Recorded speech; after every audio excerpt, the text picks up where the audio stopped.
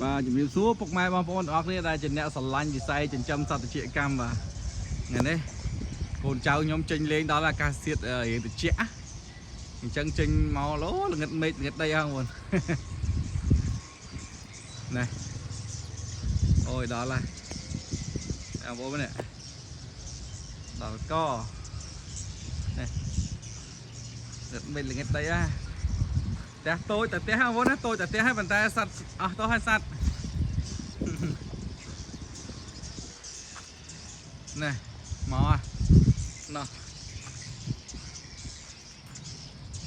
ល្ងិតមេឃល្ងិតដីហ่ะ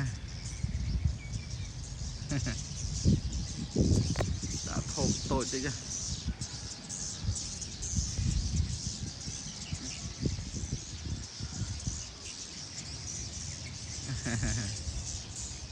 ណែនេះអាកាសធាតុល្អបងប្អូនអាកាសធាតុល្អកូនចៅចេញ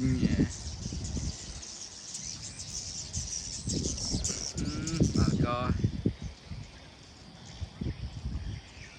តូចបងប្អូនផ្ទះនេះថា5x16 5x12ទេបងប្អូនអូចាំងថ្ងៃបងប្អូន